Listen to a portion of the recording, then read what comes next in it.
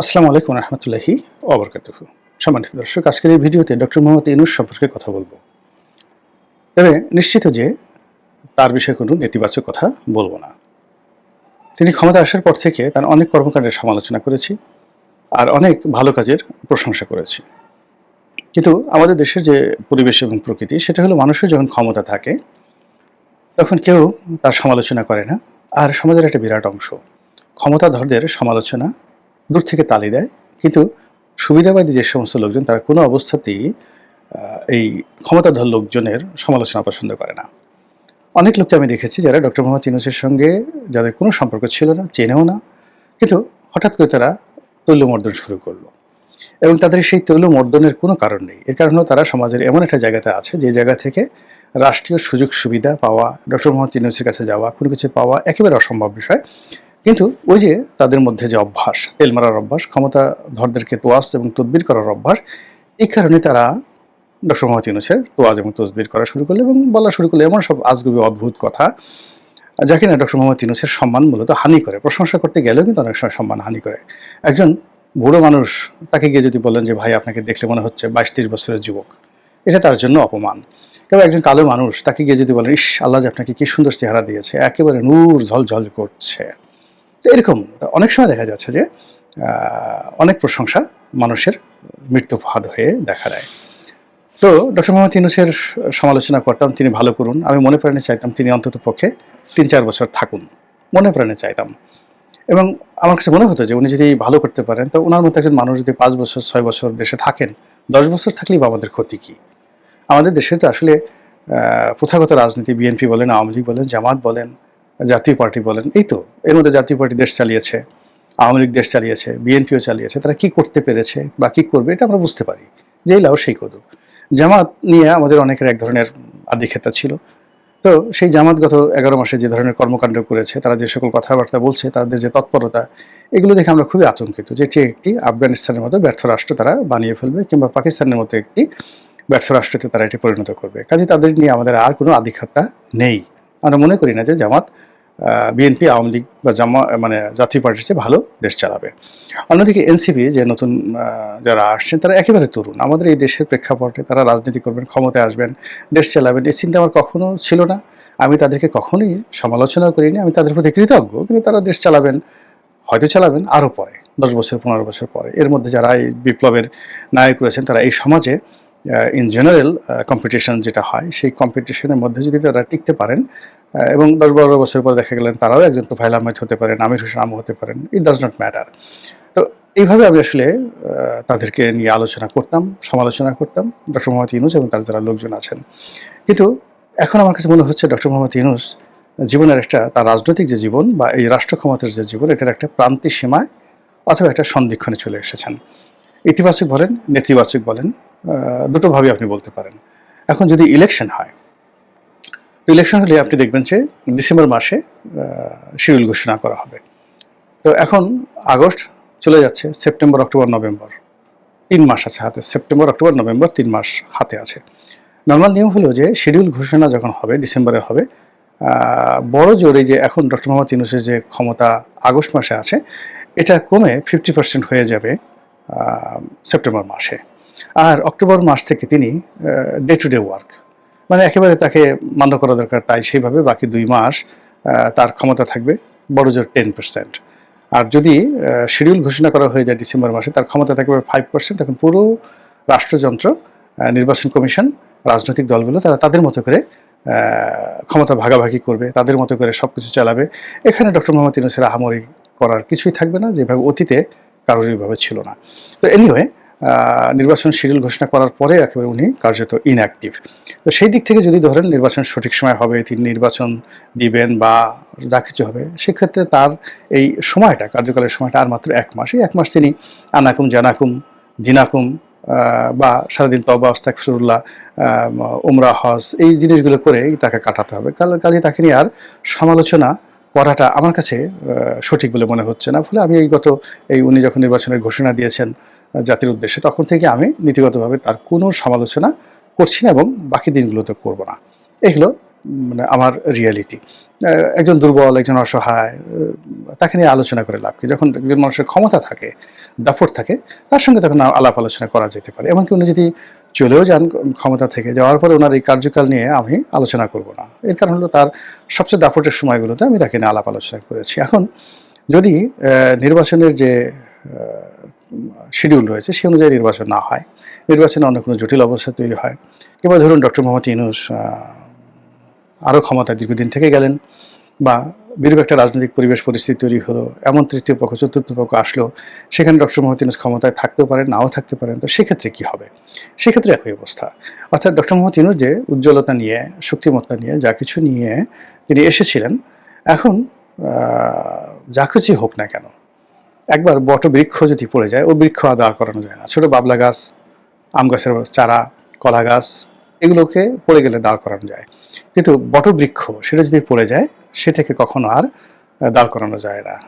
আছে না, নদীর জোয়ার চলে গেলে ফিরে আসে শ্রাবণে, কিন্তু যৌবন জোয়ার যদি চলে যায় সেটা আর কখনো ফিরে আসে না। বিখ্যাত গান, নদীর জোয়ার চলে গেলে ফিরে আসে শ্রাবণে, সেই বাংলাদেশের একটা খুব বিখ্যাত গান। তো কিন্তু যৌবন জোয়ার চলে গেলে ফিরে আসে না। একইভাবে রাষ্ট্র ক্ষমতা এমন একটা জিনিস, এটা একবার হাত থেকে ফসকে গেলে মারাত্মক যুদ্ধ ছাড়া, মধ্যযুগে যুদ্ধ করে ফিরে আসতে হতো, কিন্তু এখন আসলে যুদ্ধ তো সম্ভব নয়।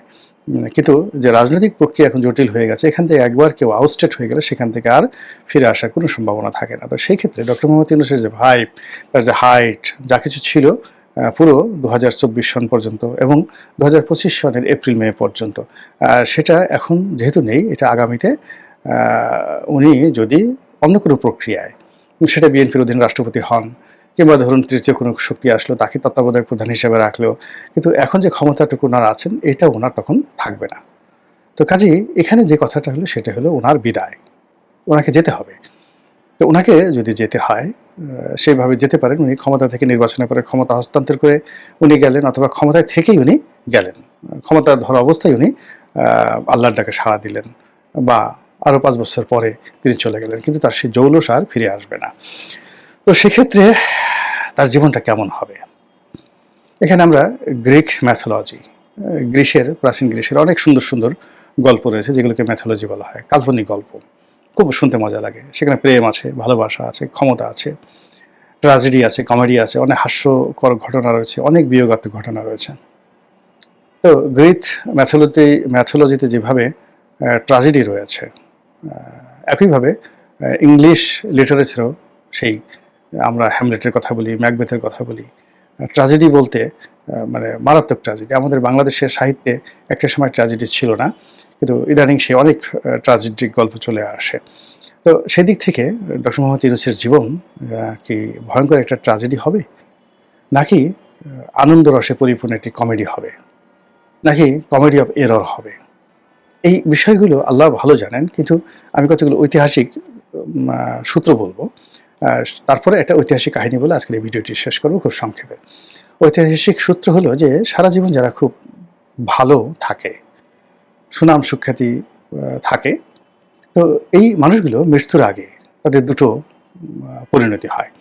সেটি হলো, তাদের দিন যত যায়, বার্ধক্য অবস্থা, তাদের মান সম্মান মর্যাদা বাড়তে থাকে, তাদের চেহারা সুরত আচরণে নূরের জিল্লতি বাড়তে থাকে, এবং ওইভাবে তারা আল্লাহ ডাকে সাড়া দিয়ে চলে যায়। এদেরকে সফলতম মানুষ বলা হয়। আবার কিছু মানুষের রয়েছে সারা জীবন লাঞ্ছিত, অপমানিত, কষ্ট, দুঃখ, কষ্ট, বেদনা, কিন্তু মৃত্যুর আগে এমন কতগুলো ঘটনা আল্লাহ রাব্বুল আলামিন ঘটিয়ে দেন যে তিনি এই পৃথিবীতে অমরত্ব লাভ করেন, এবং কিয়ামত পর্যন্ত সেই সমস্ত মানুষকে আমরা স্মরণ করি। আপনি চিন্তা করেন, একজন ক্ষুদিরাম বসু বা একজন সূর্য সেন, আমরা কি তাদেরকে ভুলতে পারবো? সালাম, রফিক, বরকত, জব্বারকে কি আমরা কখনো ভুলতে পারবো? অথচ তাদের কর্মজীবন কোনোটাই আসলে ডক্টর মোহাম্মদ ইউনূসের মতো এরকম বর্ণাঢ্য ছিল না, কিন্তু জীবনের প্রয়োজনে এমন একটা ঘটনা আল্লাহ রাব্বুল আলামিন ঘটিয়ে দিয়েছে যে এখন আমরা সবাই তাদেরকে দোয়ার উপলক্ষ মনে করি। আবার অন্যদিকে যদি আপনি আবু জেহেলের কথা চিন্তা করেন, মীর জাফরের কথা চিন্তা করেন, আমাদের বাংলাদেশের খন্দকার মুশতাকের কথা চিন্তা করেন, এরা তাদের সমাজে জীবনকালে সবচেয়ে অভিজাত পরিবারের সন্তান ছিলেন। আবু জেহেল, তার নাম ছিল আবুল হাকাম, আরবের সবচেয়ে অভিজাত, সবচেয়ে ধনী, সবচেয়ে জ্ঞানী, সবচেয়ে বীর, কিন্তু তার মৃত্যু হয়েছে আবু জেহেল রূপে, মূর্খদের পিতা। মির্জাফর আলী খান, নবাব আলীবর্দী খান এর নিকটাত্মীয়, নবাব পরিবারের সন্তান, এবং সিরাজের যখন জন্ম হয় নাই তখন থেকে তিনি সেনাপতি। এখন দেখুন জীবনের একটা পর্যায়ে এসে তাকে মির্জাফর হয়ে মরতে হলো। একইভাবে খন্দকার মোশতাক আমাদের কুমিল্লাতে সবচেয়ে অভিজাত পরিবারের সন্তান, তার বাবা একজন নাম করা ওলি আল্লাহ ছিলেন। তিনি ওই ব্রিটিশ জমানাতে বিএ এলএলবি, ওই সময়টাতে বিএ এলএলবি পাশ করা মানে বাংলাদেশে লাখে একজন না 10 লাখেও একজন লোক ছিল না বিএ এলএলবি। আমরা এখন নর্মালি কেউ বিএ পাশ করলে, ইভেন কেউ যদি আইএ পাশ করে, তো সে চেয়ারম্যানিতে দাঁড়াতো। জনাব Abdul Gafur IA, BCom, BA. তো সেখানে বিএ এলএলবি ব্রিটিশ জমানাতে কুমিল্লার একটা পরিবার থেকে। এবং আপনি যদি তার ইংরেজি দেখেন, তার স্মার্টনেস দেখেন, তার বক্তব্য দেখেন, টু দি পয়েন্ট। আওয়ামী লীগে 1954 থেকে একেবারে 1975 পর্যন্ত তার মতো স্মার্ট লোক কেউ ছিল না। হি ওয়াজ এ স্মার্টেস্ট ইন অল রেসপেক্ট। আমরা এখন যেহেতু তিনি ভিলেন হয়ে গেছেন, তার অনেক কথা বলি, কিন্তু আমরা জাতীয় সাইড নেতা বলি, অন্যান্য বড় বড় নেতার কথা বলি, কিন্তু ওনার যে ক্যারিশমা, তার যে ব্যক্তিত্ব, তার যে আভিজাত্য, তার যে চিন্তা চেতনা, তার যে কর্ম এত প্রোগ্রেসিভ ছিল যে 1954 যখন আওয়ামী লীগের কমিটি গঠন করা হলো বা 53-তে গঠন করা হলো, তিনি আওয়ামী লীগের জয়েন্ট সেক্রেটারি ছিলেন ওই সময়টাতে। তো এনিওয়ে বঙ্গবন্ধুর সঙ্গে তার বন্ধুত্ব ছিল, কিন্তু বঙ্গবন্ধু হওয়ার পরে যখন রাষ্ট্রপ্রধান হলেন তখন তিনি মানে ওই পর্যায়ে চলে গেছেন। কিন্তু আগ পর্যন্ত আওয়ামী লীগের মধ্যে খুব অল্প কয়েকজন অভিজাত লোক ছিলেন।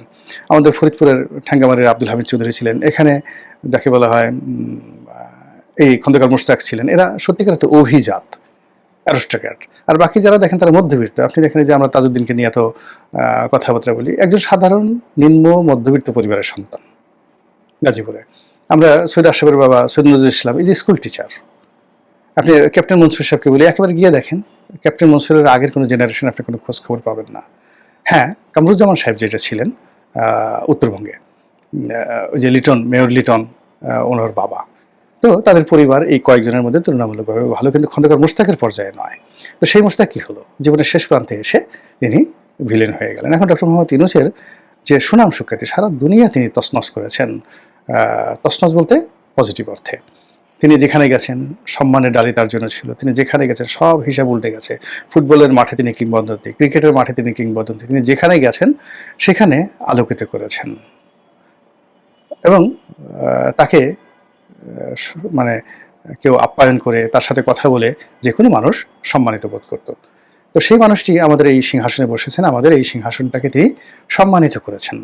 Doctor Mohammad Yunus our chief adviser, এটা আমাদের একটা গর্বের বিষয় ছিল।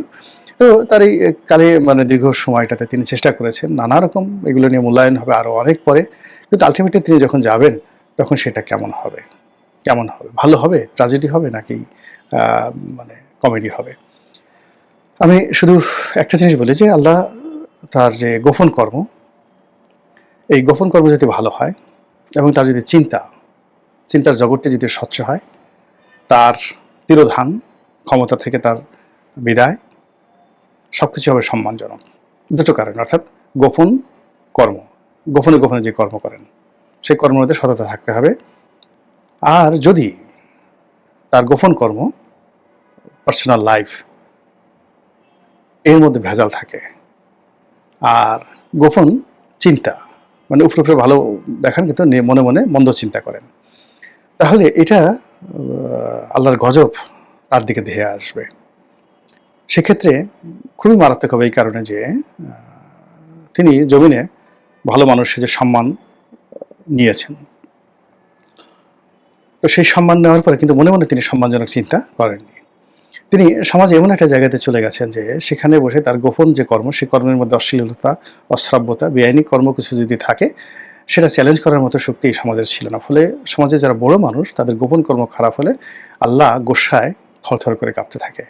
তো সেক্ষেত্রে যদি তার সেই জিনিসগুলো থাকে, একান্ত তার ব্যক্তিগত, এটা তিনি ছাড়া এবং তার আল্লাহ ছাড়া কেউ জানেন। আর তার মন্দ কর্মে যারা সঙ্গী তারা, কিন্তু তার চিন্তার ব্যাপারে তিনি এবং আল্লাহ ছাড়া কেউ জানেন না।